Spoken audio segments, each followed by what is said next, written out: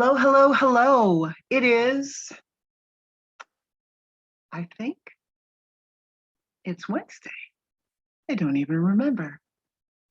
But anyway, I'm hollering at you from the lovely state of Florida in the mysteriously, always surprise lending Tartarian city of St. Augustine. This is MedusaWasFramed, and I am Joyce. And today I'm going to talk to you about one of the more mysterious and I think not spoken enough about places here in St. Augustine, which is the Dade Memorial, the Dade Pyramids over at the National Guard Annex and Old Town St. Augustine. It's right on the Matanzas River. It's a federal cemetery. The tour buses go by here, but no one seems very interested. And I have been on the grounds when the tour buses go by, and very little is spoken about these pyramids. They talk about the significance of the burial ground itself being a military burial ground, a national cemetery, obviously. And I've heard people mention the pyramids, but there isn't a great deal of discussion about it or heightening of it. I'm always surprised. I'm always surprised when I go there that oftentimes there's not a soul there. When I went back, I guess it was last week, I went back and took the pictures that are included in the video today, including this one. I was the only one there almost the whole time. Most of the people that come to visit a relative or purview the military interments, that type of thing. Not a lot of people come, it would seem, specifically for the pyramids, which I think is sad, but those are also the people that believe that the Spanish built the Castillo San Marcos and that slaves built the pyramids in Giza. So what are you going to do? Okay, so let me get my papers ready. I have a lot ready. I'm going to put this on slideshow again and start reading for you.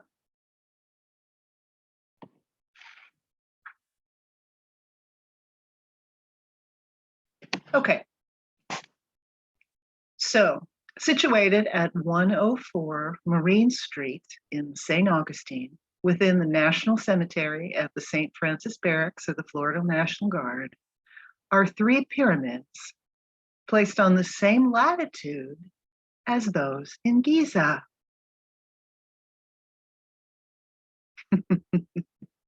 Are they ossuaries or monuments, as history tells us? Places for the dead? Can you think of other pyramids that are supposed to be places of the dead? We have found out they aren't. I don't think so. I think that they were part of the circuitry of the star city that we were. The other star, which is long gone, was just on the other wall, the protecting wall. That wall that you see there, just on the other side of that wall, was the other star, the southern star in the circuitry. And we have lots of Moorish buildings still standing on King Street in the center of the city, the old walled city, that would have definitely made an important part of the motherboard. So these are the oldest monuments of any national cemetery anywhere in the country. The National Cemetery here is a 1.3 acre lot holding 2,788 internments. It was closed in 2006 as full. It was noted as a burial ground beginning in 1763 and added to the Registry of Historic Places in 1997. The most noted internments here are those of Major Francis L. Dade, 1792 to 1835 being the date of his passing. He is the focus of these pyramids and the obelisk next to them, as well as Brigadier General Martin Davis Hardin, who was a Civil War Union officer and died in 1923.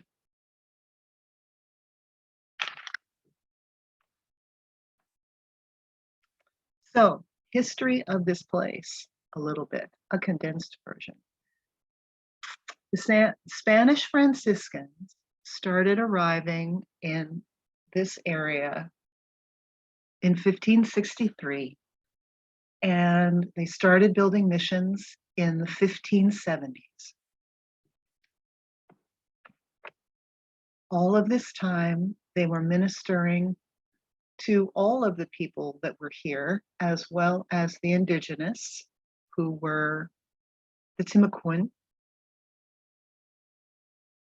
Their purpose for being here actually was to convert them to Catholicism. There's an example of a Timokua right there. He's tattooed. There's another rendering of one. They were over 6 feet tall and tattooed. That was pretty tall for the 1500s, over 6 feet tall. This area, which we now refer to as St. Francis Barracks, was made into a mission during that time. The southern part of the wall portion of the city. And we know, obviously, in those times, wherever there's a church or a mission of any kind, there are also parishional burials. And back then, in the 1570s, any marking of any burial is long gone. It would have been wood or rock or something like that. So you can imagine that there have been people buried on this land since the late 1500s, without a doubt. So when the British took St. Augustine, and that was between the period of 1763, 1748 and 1763, it was turned into barracks for defense. So the first occupation of the Spanish held it as a mission. And of course, the pacifistic British turned it into a barracks. Oh my goodness. I don't have many good things to say about the British occupiers of anywhere in the South, perhaps especially the pig Oglethorpe.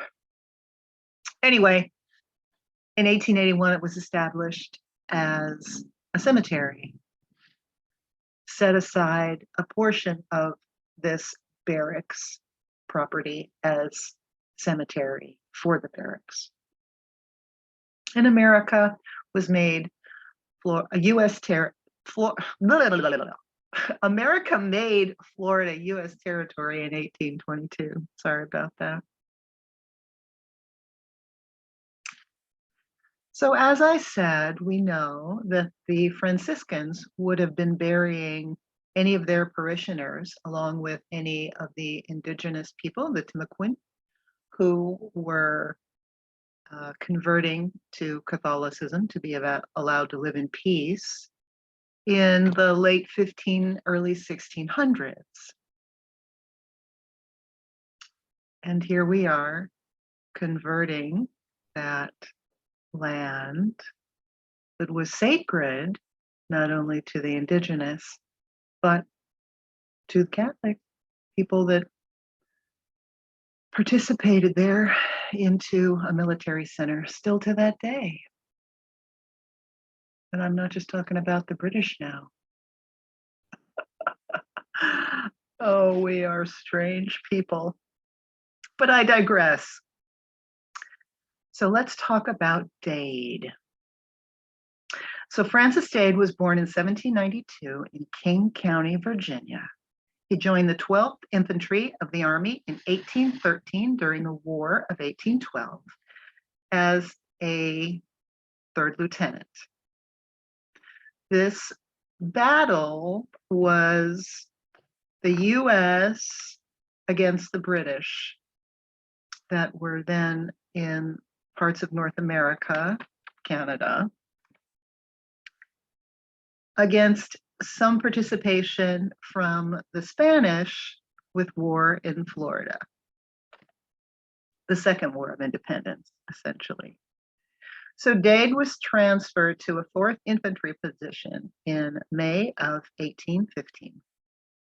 And he successfully led 2 military expeditions in 1825 and 1826 in Fort Brooke in Tampa to Fort King near Ocala, in areas that were still being defended by the indigenous. That was the Seminole side of things, or as we call them, the Seminole. That's not what they call themselves. In fact, it's a derogatory name, like Eskimo is a derogatory name. It means runaway in Spanish. It's not what they call themselves.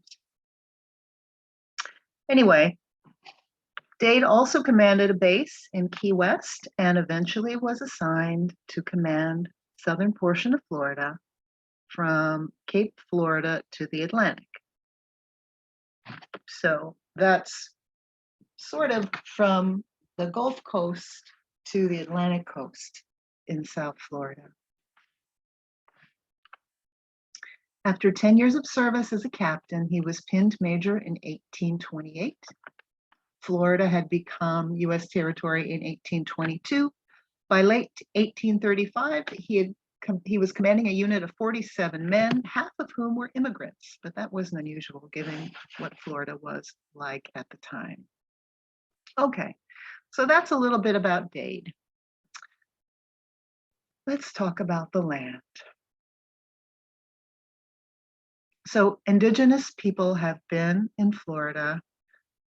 We know archaeology from the southeastern portion of Georgia into northeastern to north central coastal portions of Florida were what we call the Timokua, and it's what we called because the Spanish wiped them all out.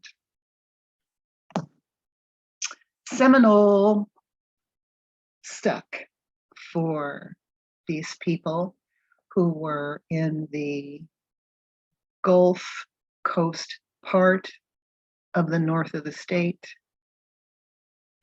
and the western central parts of the state. In fact, University in Florida, in our capital, in Tallahassee, which is also named after some native people, though that again is a bastardizing of their names, are called the Florida Seminoles or Knolls. They were actually part of the Creek Nation. Creek, again, is a bastardization of what they called themselves, Muskegee. There was a lot of unhappiness happening with those individuals in their areas of Georgia and Alabama in the 1700s. They habitated Florida and Georgia. Now there are many creek in Oklahoma as well, of course, due to the Trail of Tears. So we're going to be talking about the 3 main wars that are called the Florida Seminole Wars or the Florida India Wars or the Seminole Wars that involved these people that were Muskegee, aka Creek, that when they got into Florida were referred to as Seminoles, which means runaway in Spanish, that have everything to do with the history of Florida and have a lot to do with what we're talking about today. So We're going back to people being here, the Timokua especially, 1400 years before Christ. This was their land. And certainly, even when they were moved out of their areas of Georgia and Alabama and forced into Florida in the 1700s, it was still indigenous land.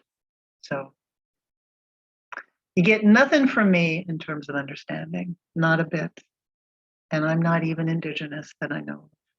Anyway, I digress. Again, there were 3 Florida Seminole Wars, Florida Indian Wars. The first war was 1816 to 1819.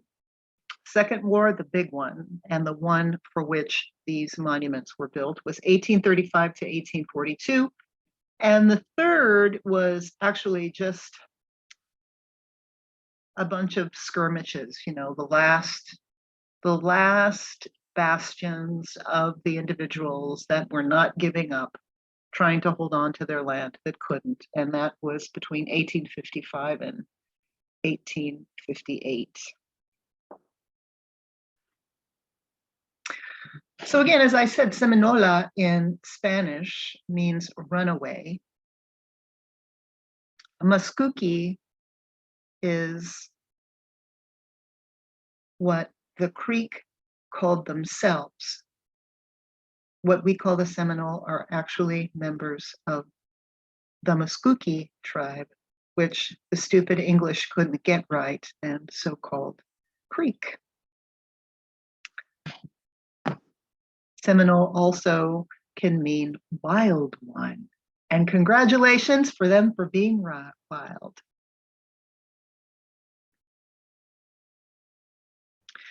So the Seminole were always a problem for the British and then for the Americans, because they let the escaping slaves coming down into Florida live freely among them, as long as they were cooperative. Part of that had to do with the fact that Spain, due to its long history of Moorish occupation, had very different ideas of both dark-skinned individuals that looked different and the concept of slavery. Slaves to them were not chattel, they were not possessions that had no souls. They were more than the indentured servants that we think of in American or even British history. It appears to have been a more cooperative business relationship. So slaves have long been escaping from the British-held Carolinas down into Florida for this appreciation from the Spanish and the welcoming amongst the indigenous people.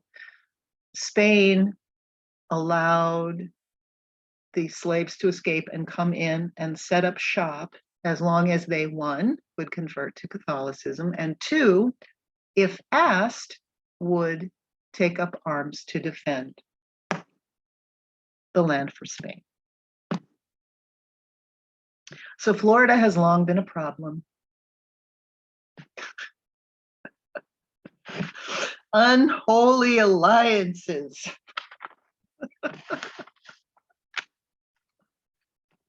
So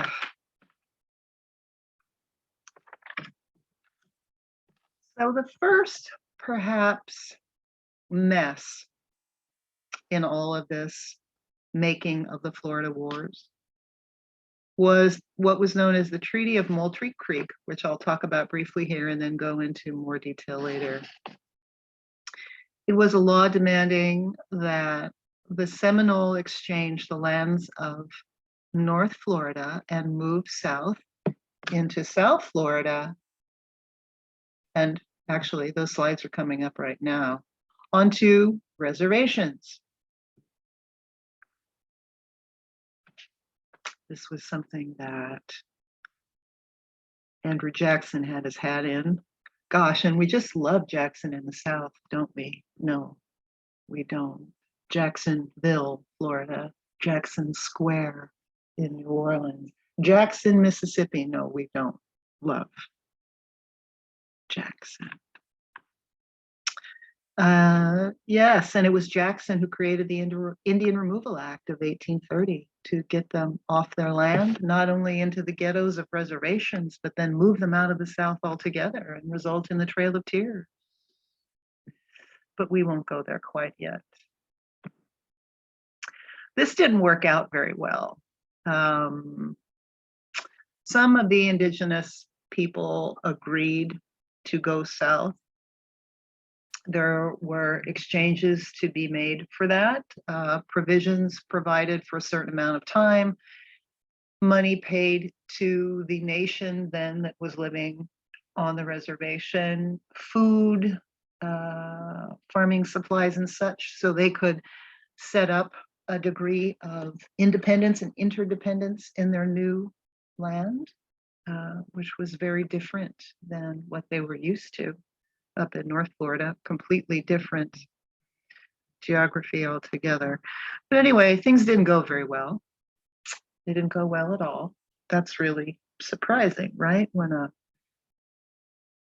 raiding army comes in and forces people off their land and makes deals and doesn't make good on their deals, that's just so unusual, right? So unusual. Anyway, that didn't go well, and there continued to be attacks on both sides. The next effort was something called the Treaty of Payne's Landing, which was drafted in 1832, and that was between the US government and the primary chiefs of the Seminole Nation to get them to move out of Florida altogether, up into the areas west of the Mississippi, and ultimately the Trail of Tears. And there is Major Dade.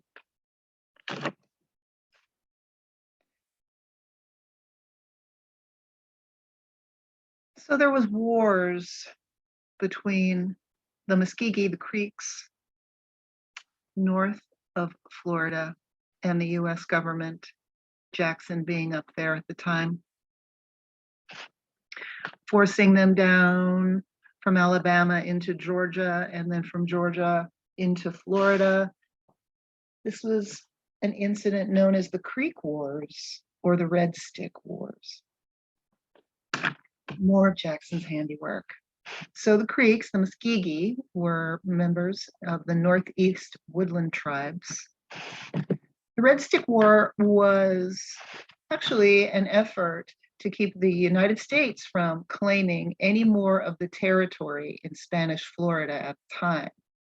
So British traders paired up with the Spanish government, supplying the Creeks with weapons, ammunition, supplies, and such, to get them to fight. They thought for their own territory. Actually, they were helping the Spanish hold on to the territory. More surprises. But the United States had alliances with the neighboring tribes, which were historically enemies, those being the Choctaw and the Cherokee, who were also in the process of being relocated. And, well, the US won. And this resulted in the Treaty of Fort Jackson in 1814, where General Andrew Jackson, not president yet, forced the Creek Confederacy to surrender over 2 million acres of southeast Georgia and central Alabama to the US. It just keeps getting better, doesn't it? And why isn't this stuff taught in schools?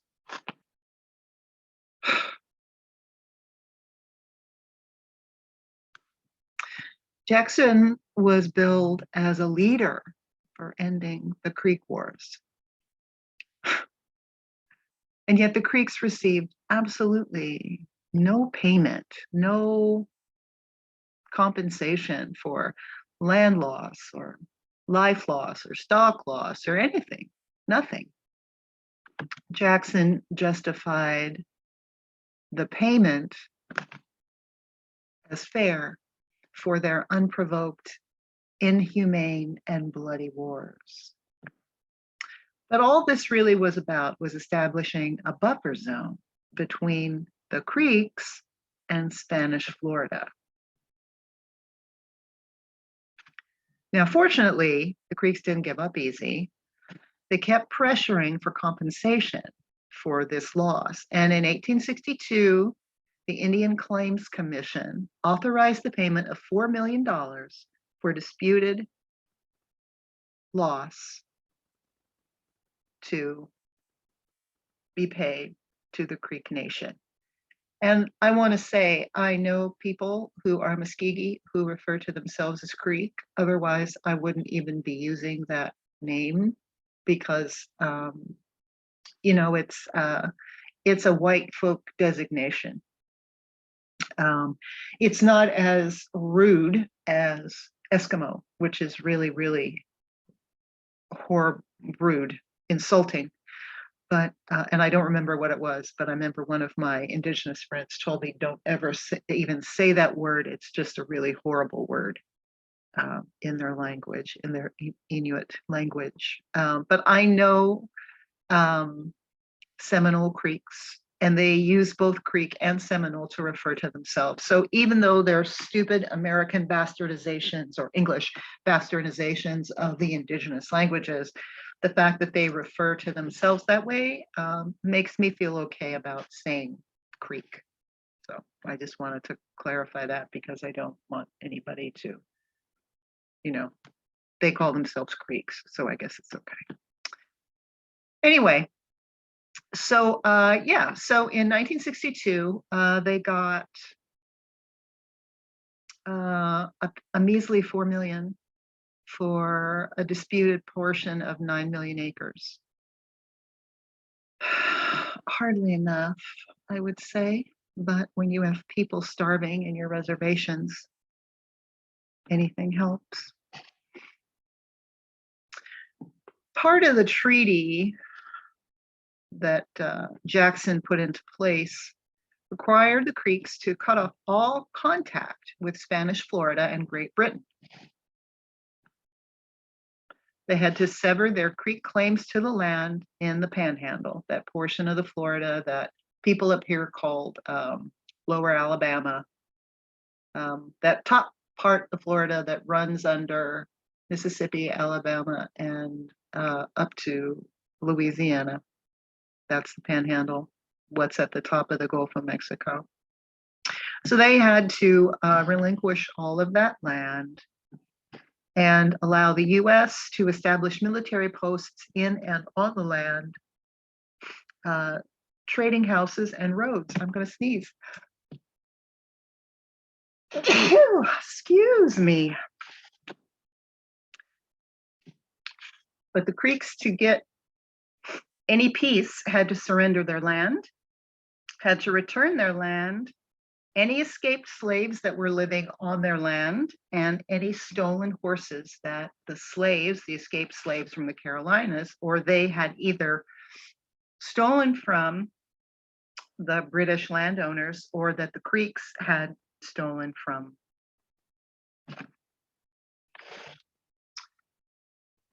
the English. This was in exchange for food and supplies.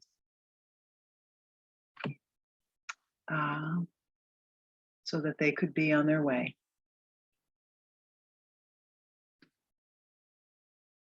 The Creeks signed, but included requests for damages, lost property, structures, livestock, and after a good bit of warring, John Armstrong, who was the Secretary of War at the time, agreed, and they were to receive $300,000.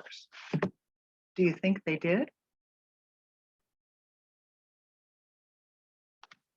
Following this, our dear friend Andrew Jackson wanted to put the Indians, I hate to use that word, but that's how they're used in this term, the indigenous people in their line. So in 1817, he headed south of this creek barrier line and burned every Indian village down to Pensacola and took the fort from the Spanish at Pensacola. Nice guy, right? He wasn't happy with the Creeks attempting to be cooperative.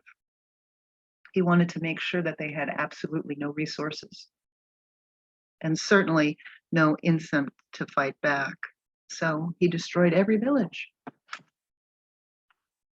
Pensacola, by the way, is named after the people's name for themselves that were living there, Pansacola, translating to mean people of long hair, and also perhaps derived from the Choctaw name for those people, the Pashiokala, meaning people of long hair. And these were of the Mississippian tribe, the mound builders, and there are mounds there. There are also a lot of star forts there and military bases. And you always got to wonder what's under those star forts or what's under the military bases. Oh, I could go into things that are under the bases in Jacksonville, but that's another video. I touched on it very lightly and one about some star forts, but not today. But these people of the Mississippian tribe had been on that land for, archaeology puts it, at least 1,500 years before Christ. Now, this nonsense resulted in something called the Adams-Onis Act, signed in 1819 between the Secretary of State, then John Quincy Adams, with the Spanish ambassador to the US, Luis de Onis, to declare the area southeast of the Sabine River US territory. It also basically declared the southern border of the Louisiana Purchase, the Texas-Louisiana border. And it began the formation of what became American Texas. By 1819, no natives trusted any American. Really? Really? What a surprise. Now we're going to come back to the Treaty of Moultrie Creek, which I mentioned briefly, and where the treaty was actually signed is minutes from where I live, along with everything else. And there's actually a plaque and a park there, which you have seen in the slideshow. So the Treaty of Moultrie Creek was basically the relinquishment of the North Florida lands to the US, moving to the South Florida reservations for 20 years in exchange for the annuities, supplies, and protection that they would need to become independent on the reservation. The treaty was signed here in an area around St. Augustine, but where it put them actually was in what is now called Lakeland region, which is in Polk County, named after the president at the time, James Polk.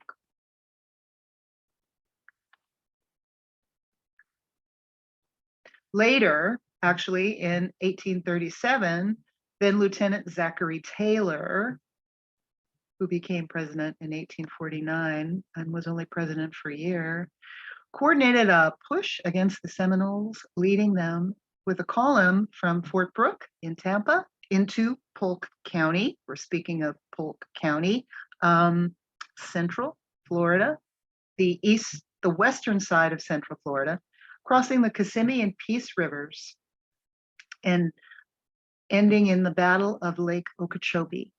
Okeechobee is the big lake that's in the southern central portion of Florida, above Miami and all of that stuff. There were 800 US troops plus 132 volunteers against 300 to 500 Seminole warriors. By 1843, the remaining Seminoles were on the informal reservation at the time. Okeechobee, by the way, is a Calusa word for big water.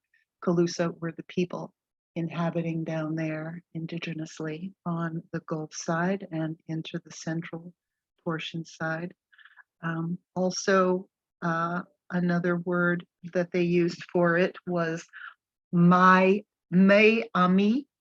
and you can certainly understand where Miami came from. Now we're moving into the time referred to as the Third Seminal War that I'm not really going to go into too much. We want to go back to Dade, but the most important person in the Third Seminal War was someone named Billy Bollins, who was of the Alachua tribe. Alachua is up near Tallahassee, our capital. It's the name of a county. And again, naming him Billy Bolegs was just an American bastardization of an indigenous name. He preceded Chief Boleg at the time. So Boleg, Bolegs, I don't think there's any indication that the man had Bolegs. It was just a bastardization of his name. How unusual. So the Treaty of Moultrie Creek was held on September 18th, 1823 at Moultrie Creek. If you have driven into St. Augustine, come in from the south and you come up US 1, before you get into the proper part of town, right? You're still driving where there's forest and open marsh. You drive right past Moultrie Creek. The governor at the time was William Duval. Some of you will recognize that as the name of the county where Jacksonville is, Duval County. 425 Seminole attended this meeting along with Governor Duval and Indian, they said, Indian representative to negotiate with them, James Gadsden. The primary chief representing the Seminole tribes was Niamata.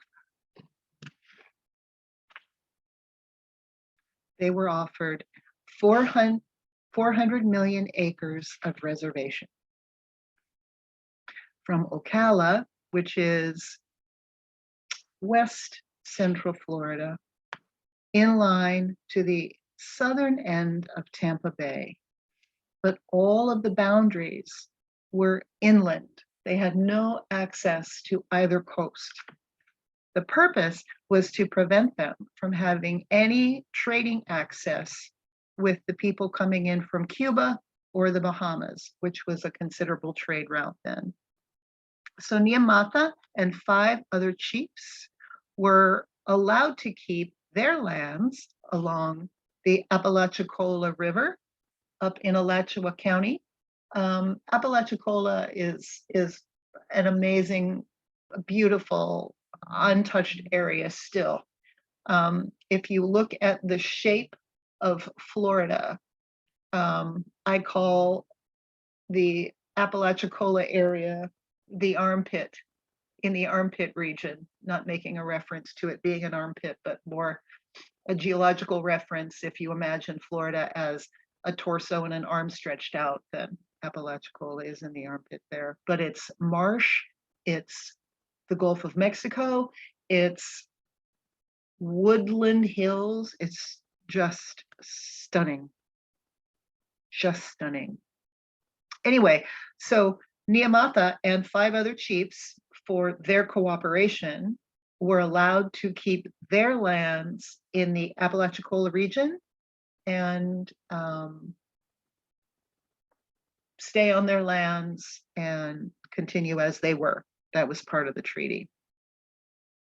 But in any case, whether those people stayed in the Apalachicola regions or went to the reservation, The US was to distribute farm equipment, stock, compensate them for travel, loss, rations, and all of that for a year till they could build up what they needed in crops and land, plus a payment of $5,000 a year for 20 years, a school, and a blacksmith available to them for 20 years.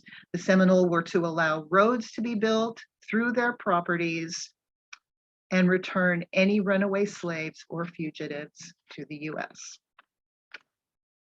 So there still are reservations from this time, and there is a map that lists those. The biggest one is called Big Cypress Reservation. It's down in Hollywood, Florida, north of the Everglades. There's Immokalee, which is in northeast Naples, which is in the southwestern portion near the Gulf of Mexico. Coconut Creek, which is north of Fort Lauderdale and inland. Fort Pierce, which is, well, the city of Fort Pierce is on the coast in southeastern Florida, but the reservation is inland. And near Tampa. Tampa, of course, is right on the bay, but the reservation there is inland. So, okay. So that was 1823, the Treaty of Moultrie Creek. In 1828, our friend Andrew Jackson was elected president. And in 1830, Congress passed his Indian Removal Act. Wanted the Seminole to move up into the Creek Reservation in Arkansas, ultimately starting the Trail of Tears. Most Seminole by this time had no interest in moving and had no trust in the American government. Obviously, they'd been through the Treaty of Payne's Landing. They'd been talking to their Creek neighbors that had come down, and can't trust these dudes, can't trust them. So not interested in moving. But the US was making it impossible for them to live in peace. So a treaty of chiefs agreed to at least form a band and go up and look at the property in Alabama to see if anything was possible.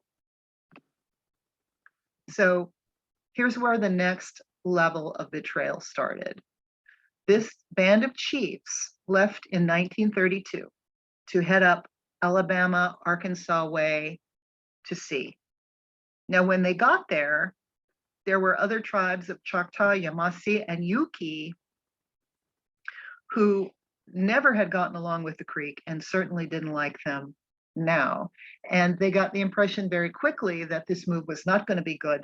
Not only was it hostile to them for the Americans that were there and the immigrants coming into the area, but the indigenous people around them didn't want them there. It was moving from a frying pan into the fire. So unfortunately, while this group of chiefs were up inspecting Arkansas and traveling, the Treaty of Payne's Landing was signed while they were gone in 1833. The American military knew that these guys had gone up there to check it out. They were trying to be cooperative, and yet they were able to get enough chiefs to sign while they were gone. Man.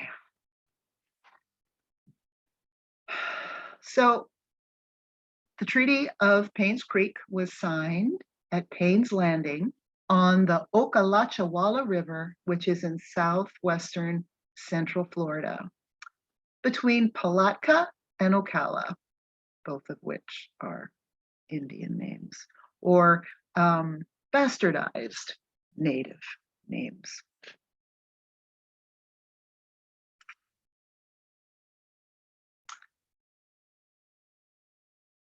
Sadly, all that remains to note this significant and unfortunate treaty is a place called Orange Springs, which is quite beautiful. being a place where the Okalachawa River ultimately meets the St. John's River. I probably said the name of that wrong. It's muddy in places and then it becomes very clear. I looked it up online. It's a beautiful place, a very popular paddling place. I wonder, I haven't been there, but I wonder if there are any plaques commemorating that. You know, we have a plaque commemorating the Treaty of Moultrie Creek here in St. Augustine. I wonder if there's anything there commemorating the Treaty of Payne's Landing. I doubt it, especially since it's a touristy place. Get in your kayak and paddle. They don't want to discourage people from spending their tourist money. Anyway, several chiefs refused to sign, and Micanopy, who, there's a picture of Micanopy in here. There's a town in Florida called Micanopy in that region. He was the leading Seminole chief at the time, and he also refused to sign. So, reiterating, you've got a band of chiefs traveling between Florida into Arkansas to inspect the land that they would be allowed to inhabit on the Creek Reservation, and then making their way back. So that's going on while this meeting is being held in stealth with the native chiefs who stay behind in Florida to just get it done. Just get it done and get them out of the way, these heathens. Well, fortunately, chiefs like Micanopy were like, nope, we're not doing that. We don't trust you. This isn't good enough. And it's interesting, there are accounts of some of the Army officers that were there during this meeting who speak of how the American officers in charge at the time were physically harassing, threatening, and bullying the Seminole chiefs to get them to sign. They only needed 7 to sign, and they found 7. They got their treaty signed.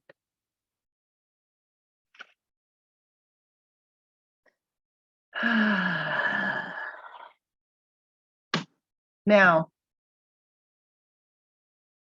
even though in the agreement, the region in the Apalachicola area was given permission to stay, that permission was removed, and they were told that they had to leave too. And they were given a year to move, and did. Senate ratified this treaty, the Treaty of Payne's Creek, in 1834. And at that point, the military were able to get involved and force the Seminole off the land. Can you imagine when those chiefs that went up to inspect the lands in Arkansas came back and found out? Can you imagine the hell that broke loose? Well, apparently it did. So yeah, so after the treaty was ratified in 1834, the Seminole were given 3 years to move. They had to all move out of Florida by 1885. All right, so you have that picture in your head. Now we're gonna slowly move back to Dade. So Fort King, which is near Ocala, was reopened in 1834. And an Indian agent by the name of Willie Thompson was appointed to intervene with the natives. This was as a result of the ratifying of the Treaty of Payne's Landing, because it became very clear very quickly that the Seminole were not going to go easy into this good night.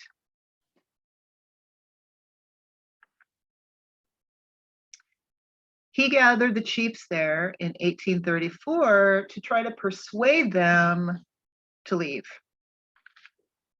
But they, of course, felt that they had been completely swindled twice, and that the Treaty of Payne's Landing was entirely illegal, unethical, a swindle.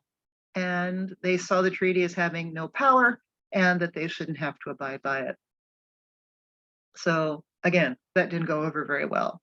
And so Agent Thompson let the military know that they needed to send more reinforcements down.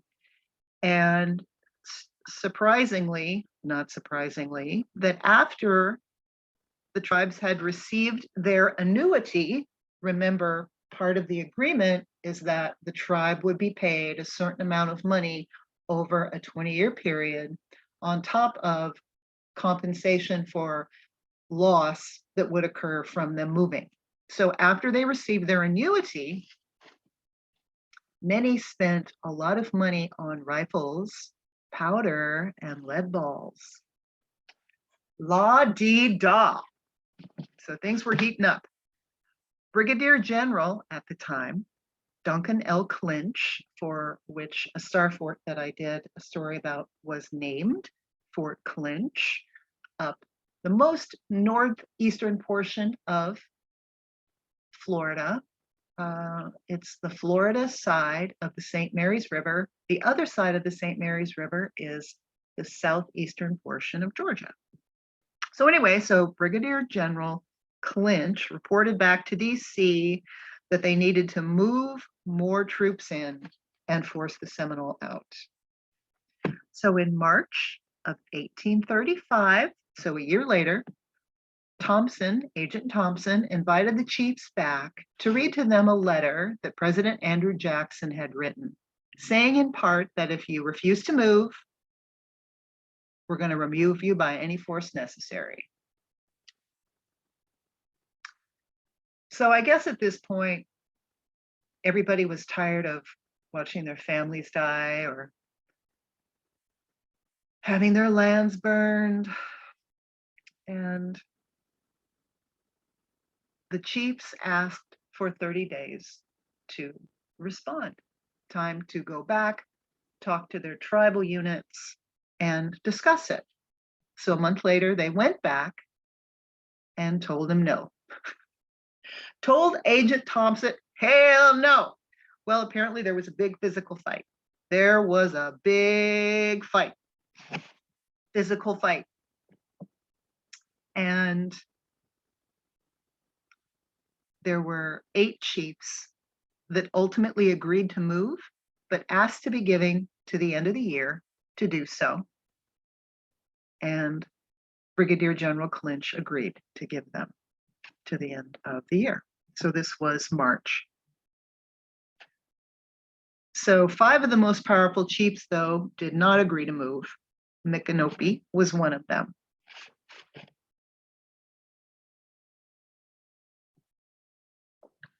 So Thompson, as a result of all this threatening and nonsense, told them, Micanopy and the other 4, that if they didn't agree, that they would have their political rights to be agents to speak for their people removed. And Thompson forbade the sale of weapons and provisions to them. Bully. All these bullies. So there was a leader at the time who was not a chief, but a very famous warrior who, even if you don't live in Florida, you may have heard of, and that was Osceola. He responded by basically saying that no white man would make him a black slave, and instead he would make the white man red with blood and then blacken in the sun while buzzards feasted upon them.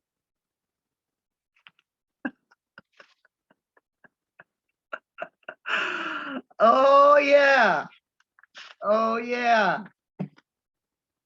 This is getting good.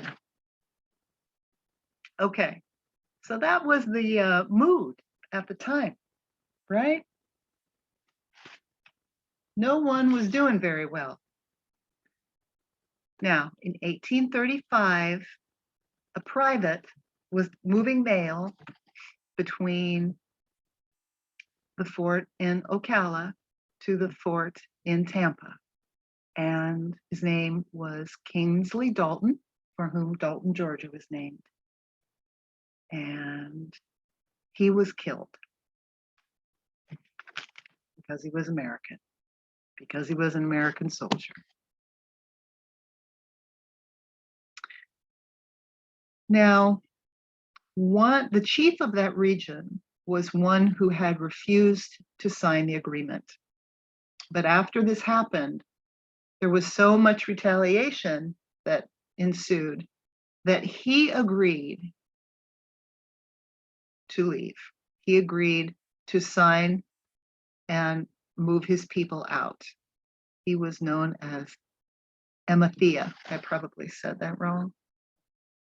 Osceola, who was seen at the time as one of the main warrior leaders, saw that act as a complete betrayal and actually sought him out and killed him, killed the chief for betraying the people. Osceola was leading a lot of bloody assaults and battles at the time, and Thompson was able to get his hand on him. Agent Thompson, being the Indian agent, was able to get his hands on Osceola and have him stay in jail overnight at Fort King in punishment.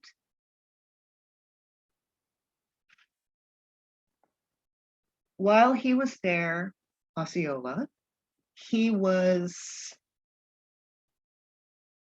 not doing very well. He was sick. He'd seen a lot of battle. He apparently had some infections, maybe tonsillitis. He wasn't doing well at all. And in 1837, he agreed to relocate with some 200 or so people of his group. So again, this was a total scam, a total scheme just to get them out. It was not a peace treaty. It was not a matter of, if you do this, there will be peace. If you do this, your people in your region will have peace. No, that was not the case. That was never going to be the case, but we know how those things go. Anyway, plus he wasn't feeling well. He was sick. Sounds like he was very, very sick. But he agreed to relocate. So he and the band that he was with, about 200 warriors, were captured and moved here from Ocala. They were moved here to St. Augustine, to the Castillo San Marcos, where they were held. They were going to be held there until it was possible to take them up to Fort Moultrie in North Carolina, and then ultimately onto the land where they would be in the res. Interestingly enough, Osceola had become very famous at this time to not just other indigenous people, not just other Seminole people, but the Americans too, because we're a morbid lot, aren't we? You know, we like blood and guts. But he was a hero. I mean, he absolutely was a hero. He did some horrible things, but he was defending his people and his land. Anyway, so while he was at Castillo San Marcos, he was sought for posing for paintings, and people brought him food and all kinds of things. In fact, the image I have is of the painting that was done of him while he was at Castillo San Marcos, or shortly before.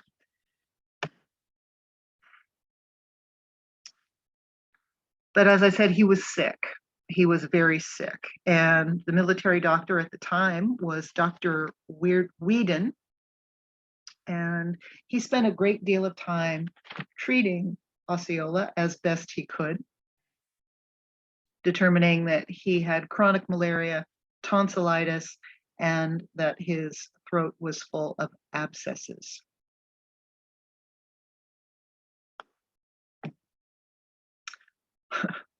Osceola became this mystical celebrity.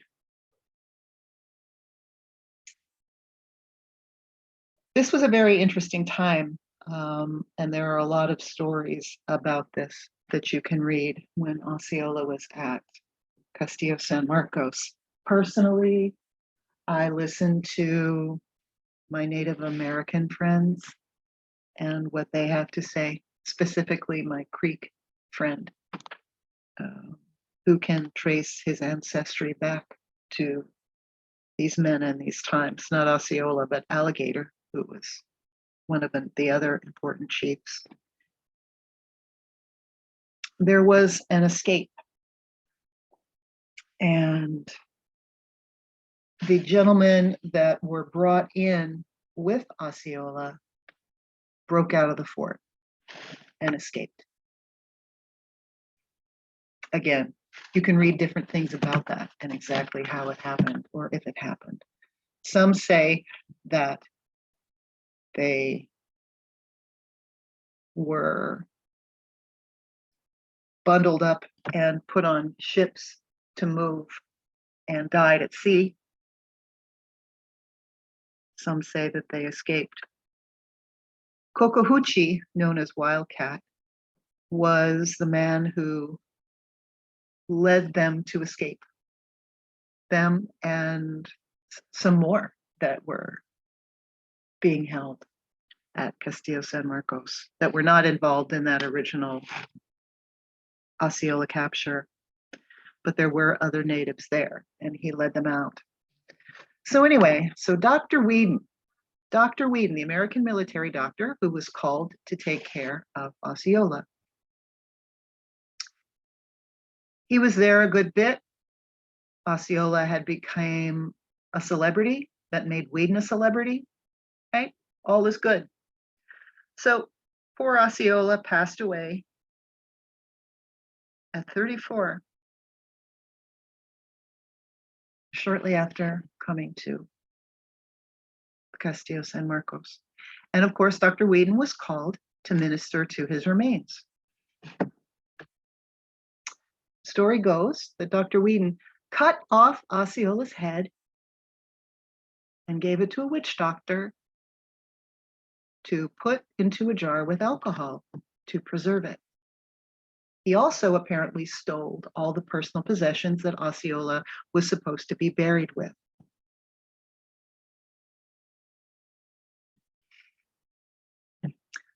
That jar with Osceola's head is said to have sat in Potter's Drugstore, the old Potter's Drugstore that stands at the corner of Cordova and Orange Street in Old St. Augustine, right where the original first Kubo line wall reinforcement was.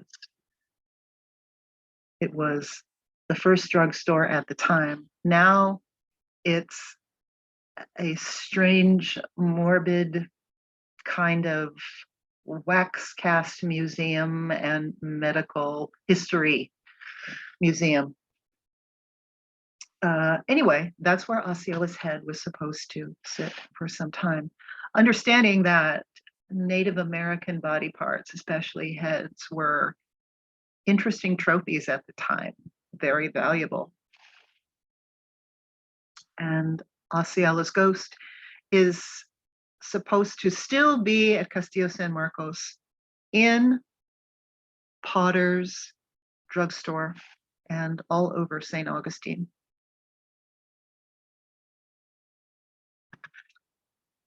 The American name used to refer to Osceola was Billy Powell.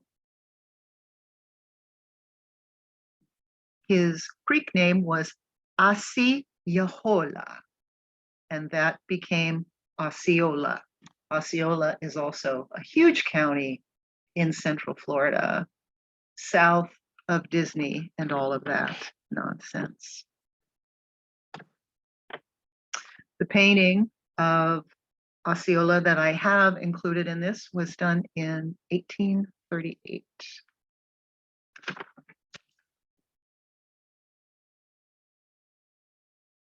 So the Second Seminole War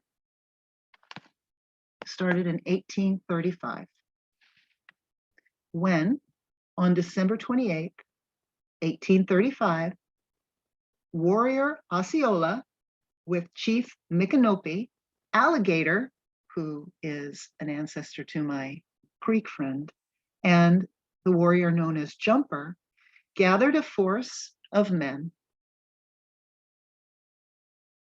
to attack a group of US soldiers who were moving between Fort Brooke and Fort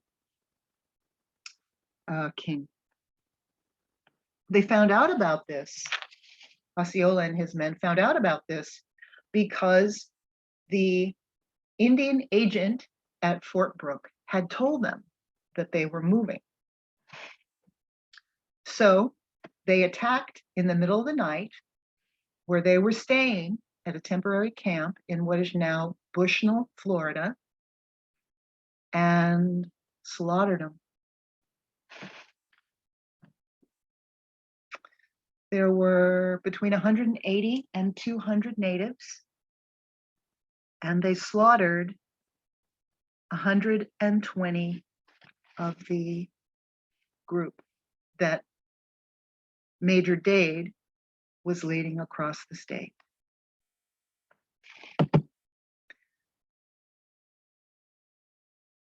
Three soldiers survived this attack. One, Private Edward DeCorney, was tracked by one of the Seminoles and killed.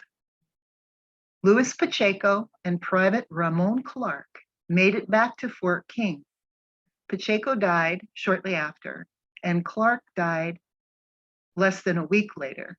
But it's his retelling of this attack that is what all the history is based on. So Major Dade was killed at this attack. And their bodies were left as they were. Obviously, the state was on fire. The state was an absolute battleground. There was no safe. So the army couldn't exactly go back and try to take care of these men. It wouldn't have been safe. So the bodies were allowed to just deteriorate and rot. Now, apparently some scouts were sent to kind of sneak around the area and see, is it safe that you can go in there and identify who's there and how many bodies are there and this and that. And apparently that happened a bit. But nothing was done because the Seminole had just had it. They were burning plantations all over Florida, all the way down to Miami. And it's believed that there are only 3 houses standing in Miami still from that time that didn't burn because they were built out of stone.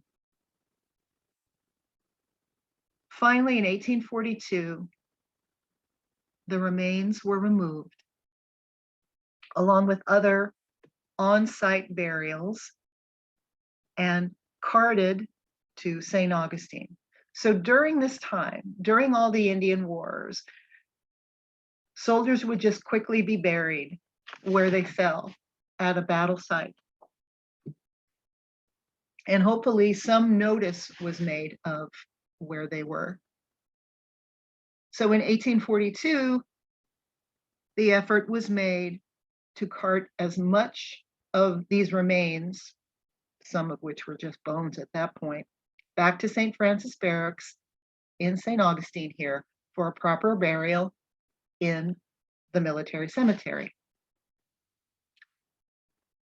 Now, the Seminole never really surrendered. You may or may not have heard of that. The US didn't win. The Seminole didn't lose. Many did suffer on the Trail of Tears. But the ones that stayed just went into the swamps in the Everglades and didn't give up.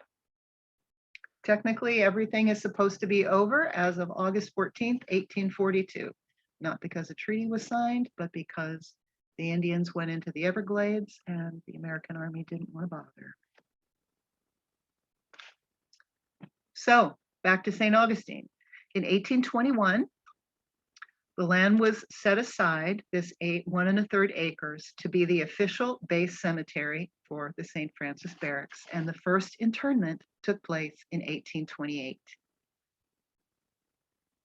Story goes that July 25th of 1842, Colonel William Worth ordered that the vaults be prepared as ossuaries for all of these exhumed bodies.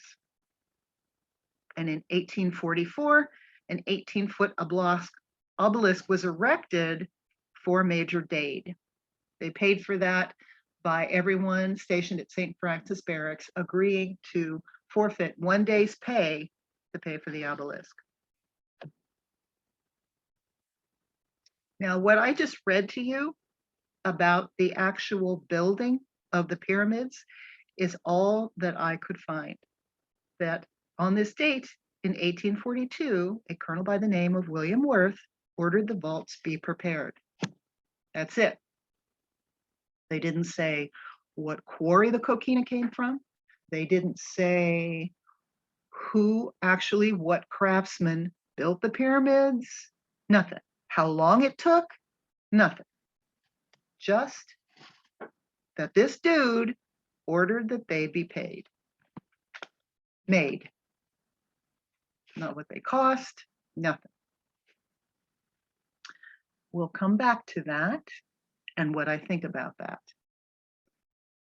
In terms of morbidity, there is another Dade Memorial at West Point. It was erected in 1845. I have a picture of it there.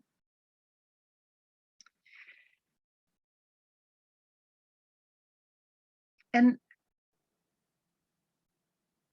after this exhumation and reburial, Sherman, William Tecumseh Sherman, we all know about Sherman and his love for the South.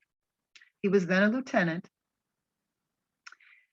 And he took to patrolling the Atlantic coast from St. Augustine all the way down to Fort Pierce, burning any indication of indigenous habitation that might have been developing along the coast. They were supposed to stay on their reservation.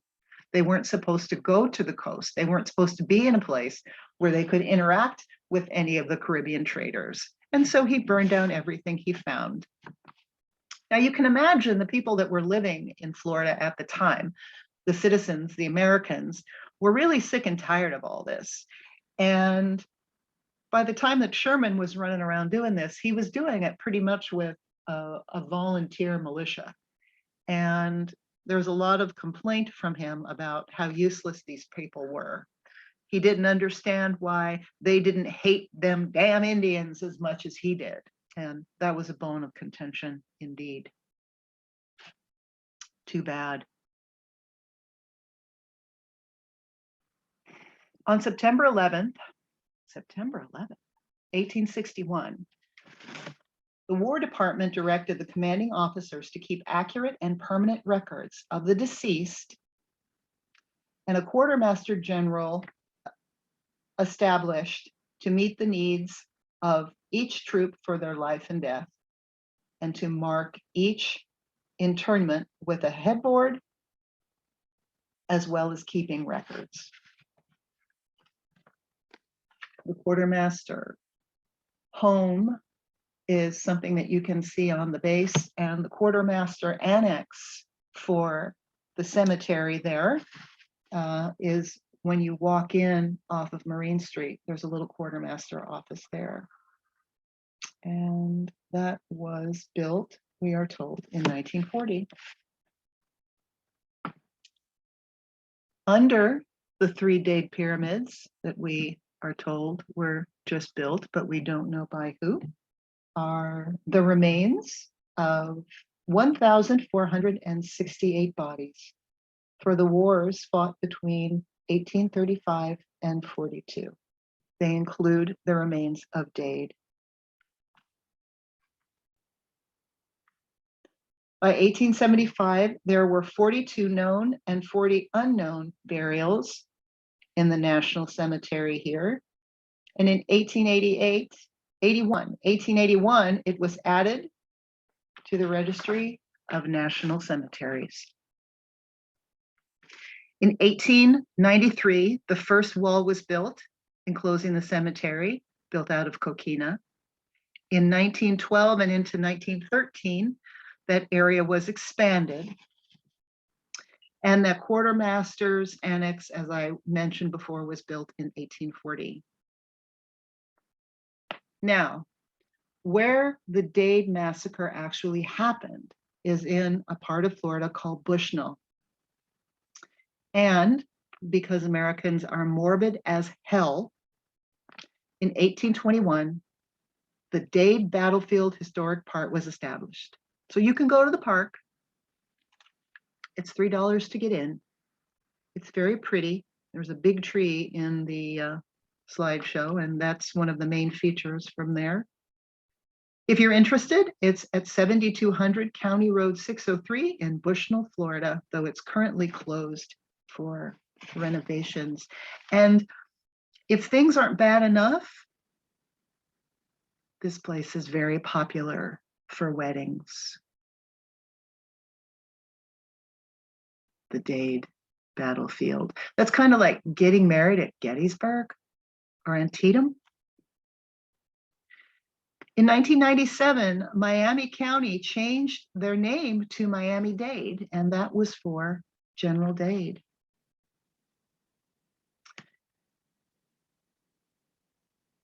Now, it didn't end after all of that.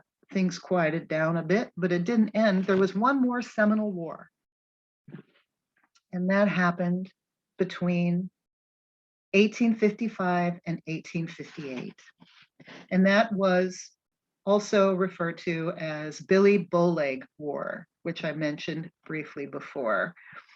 He didn't have bow legs. The name of the chief that he preceded was Boleg. Billy's name in Creek was Olaktamiko, but of course Americans can't say these things. He had a banana plantation down in South Florida. He was in one of perhaps the unincorporated reservation areas, but he was down there successfully living his life, having a banana plantation, keeping to himself. But he was still had a pulse in all of these Seminole things. He was a chief, so he was influential. And there were American military who tried to drag him back into battle to truly get the rest of the Seminole out. He was seen as a threat because he was a successful businessman. He owned property, he had a banana plantation, he was respected. They didn't want any of that going on. You can't be successful, you can't have any influence. So they went down and they burned his plantation. Well, what do you think that happened? The shit started all over again. But at that point, so many of the Seminole were gone that it didn't matter anymore. And this was not like the Second Seminal War, which was bloody for years with plantations burning and all of that. This was just skirmishes here and there. It ended with the US agreeing to pay the Seminoles to make the trip to leave. They paid what was last of the Seminole to leave the property. And all that was really left at the time of the Seminole was 200 to 300 people. On May 7th, 1858, Olaktamiko, Billy Boleg, surrendered and agreed to leave with 200 others and was paid for their travel and loss and made that trek to Oklahoma. The bands that stayed behind are in what are now the current reservations in Florida, Big Cypress being the main one. And there we go. That's the end of my information. Let's go ahead and start talking about the pictures as we see them here.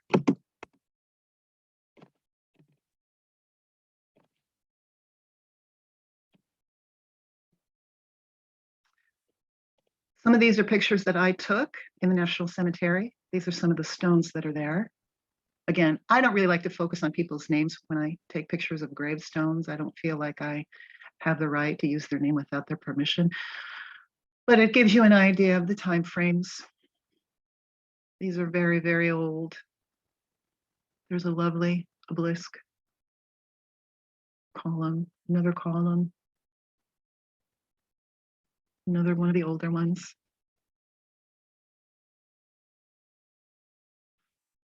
It's in a lovely part of town. It stands at the corner of Marine and San Salvador, between Marine and Charlotte. Now this is the activities room, or whatever you call it, at Dade Battlefield. So this apparently is where lots of wedding receptions are held. Gosh, oh gee, it's so popular for that. There's a playground too, so your kids can play where all this slaughter took place. And this is the idiotic reenactors doing their idiotic stuff.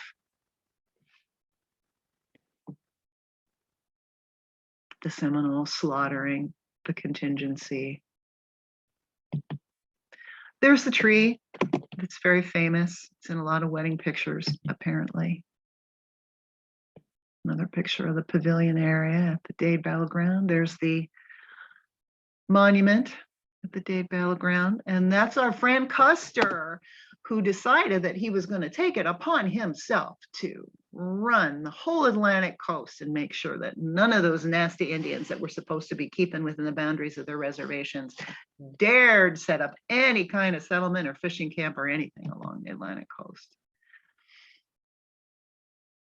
That's a wonderful old photo of the Dade Pyramids. When they were built, they were covered in stucco to be white. They're not white anymore. That's what they look like now. And there you can see a close-up of them. You see, they had a capstone. This is impossible to read, but it's at the base of the center pyramid, and it's supposed to talk about all this stuff, but it's completely impossible to read. I thought if I took a picture of it and put it in a black and white filter, it'd be easier to read. I can't read it. Now, these are detail shots of the Dade obelisk, which was built by all of the men stationed at St. Francis Barracks, giving up a day's pay. All four sides of the obelisks tell the whole story. It was very sunny, and no matter what filter I put on the photo, you still can't read it all. But anyway, that's that. Now, I'm going to come back to this. This is what I wanted to do. I wanted to go to the beginning and get it out of slideshow and just go through. Okay, so here we have, these are the three pyramids as they look today. I took that photo, and this is the Dade Monument here in St. Augustine, one of many Dade monuments, but this is the obelisk that the men stationed at St. Francis Barracks would have paid for. This is San Salvador Street. The Matanzas River is right out of view, and at the corner of San Salvador and the Matanzas River is where the second star was, our second star fort in the city that not too many people talk about. That's Major Dade. This is an example of a Timokua Warrior.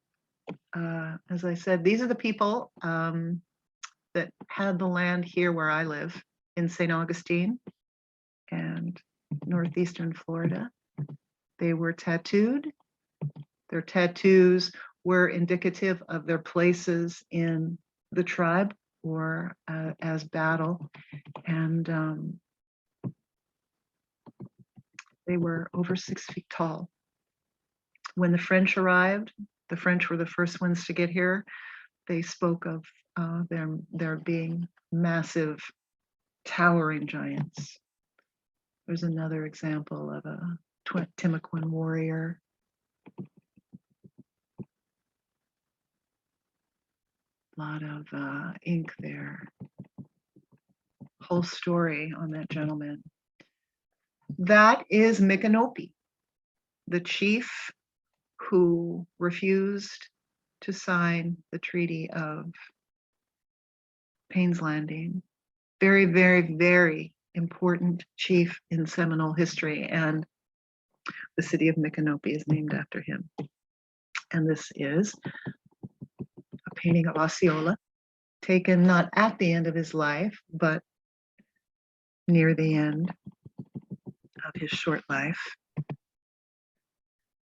Here's an example of Florida and the indigenous that were in those areas, the Tequeta, the Calusa down here. We're up here where the Timokua were. The Gold came down from Georgia and the Carolinas.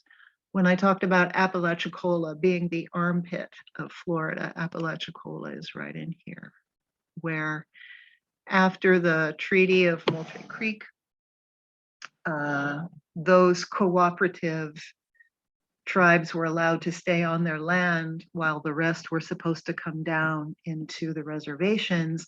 During the Treaty of Payne's Landing, those tribes that had cooperated and stayed here also had to leave. So you know how trustworthy the American is. And there's a very unfortunate map of movement of indigenous lands for people when the Americans start taking over.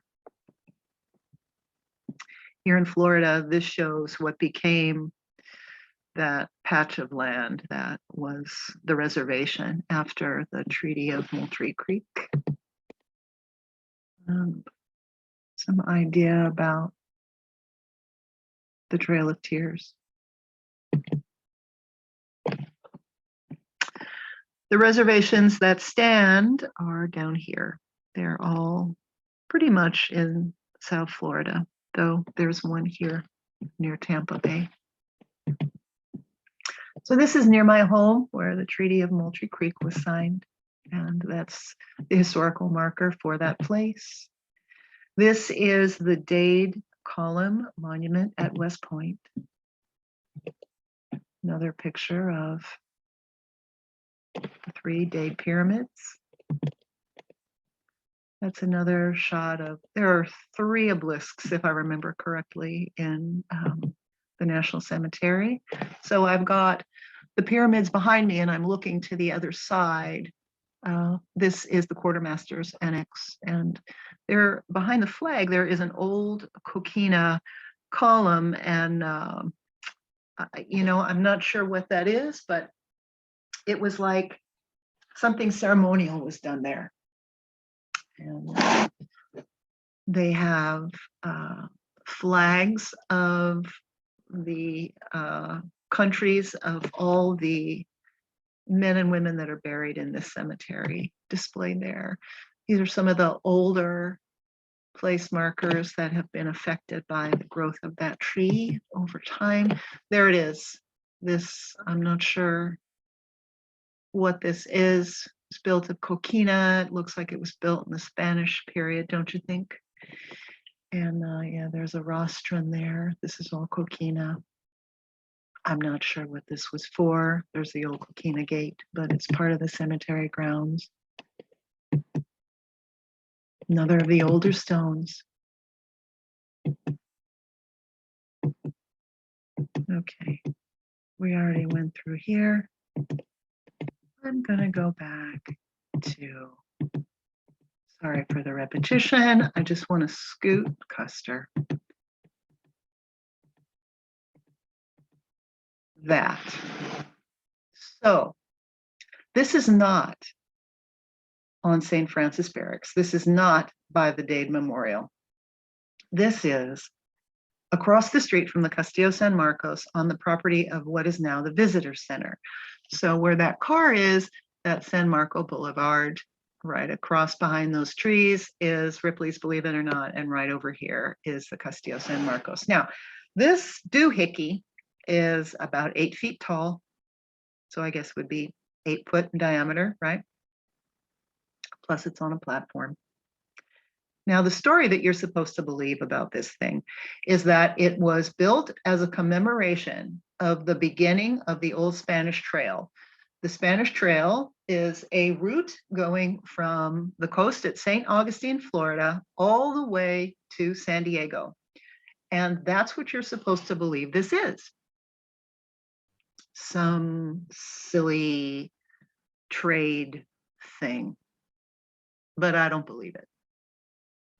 I believe that this ball was part of the Antiquitech that the Castillo San Marcos was.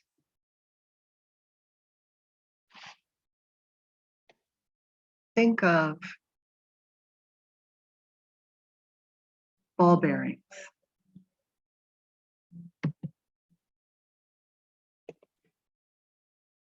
Just like I don't believe that these 3 pyramids were built as ossuaries. You see, this is a photo that was taken recently after the dedication. Because they're white, they're covered in stucco.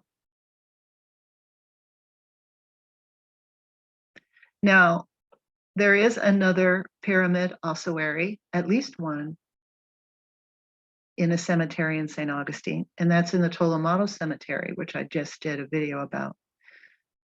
There is a pyramid ossuary, but it's not huge like this. It's not 11 feet at the base and 8 feet tall. It's the size of a headstone. But it's, and it's not a true pyramid, it's kind of a, it's an angled ossuary, but it's noted as having bones inside. And these are supposed to have been built to hold the bones of all the exhumed soldiers, including Major Dade.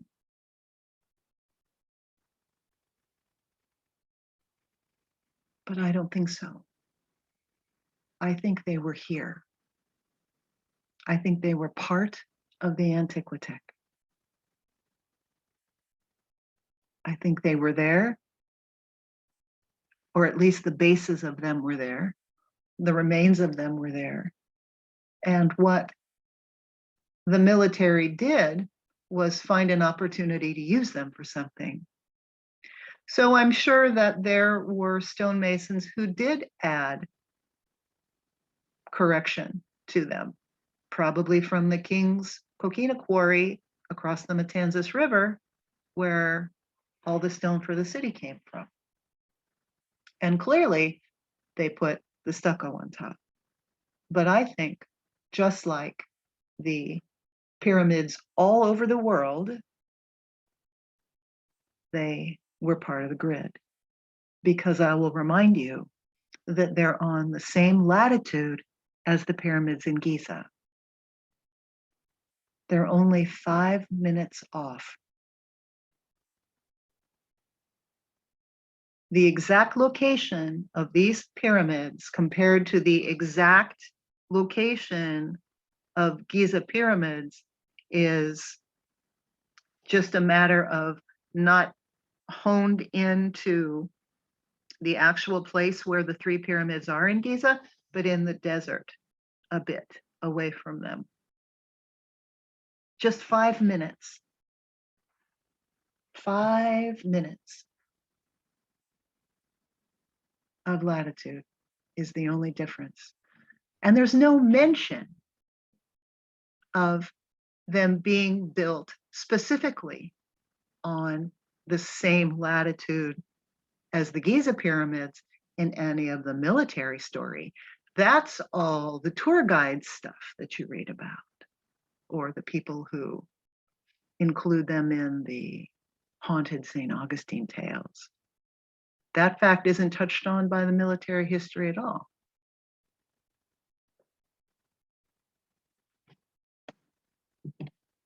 So just like I don't think that that was specifically built just to mark the beginning of the old Spanish trail, la-di-da, I think it was part of the technology that was in the octagon that would have sat at the center of the star fort. There's an octagon at the center of every star fort. And I think it had something to do with the concept of ball bearings, or what do you call that? Like the clocks that have the 3 balls at the bottom. I can't think of what you call that technology. Something like that, because there are balls and spheres all over the world in ancient places near ancient Antiquitech that no one can figure out. Just like that wasn't built to commemorate some stupid Spanish trail, I do not believe that these were built to honor these men. The obelisk, yes, I believe that the obelisk was built and paid for by the military at the time. That makes sense. There are obelisks all over, at cemeteries all over, but not 3 pyramids that just happen to be on the same latitude as Giza, supposedly built in 1834. Nope. Don't believe it. Don't believe it. Part of the grid work. But anyway, as usual, I gave you a long video because I'm a total nerd. I love to do research. And when I'm looking for one thing, then it starts 3 or 4 more questions going, and that turns into 8 or 9 more questions. So this was a long one. I've kept you long enough. Thank you so much for hanging out with me. Thank you again to Michelle Gibson for sharing my videos and being such an inspiration. And if you don't follow Michelle Gibson, please do. And also to my friend Andrew Zabroon III, who also shares my videos and has become a really good friend. And thank you to all of you. Thank you to the kind souls appreciating me by buying me coffee and leaving me comments and saying friendly, supportive things. And thank you for the suggestions for other things to investigate. I have a long growing list, and I wish I didn't have to sleep and I could do this all the time, but I've kept you certainly long enough. And thank you, thank you, thank you, thank you. This is Joyce at MedusaWasFramed saying, see ya next time.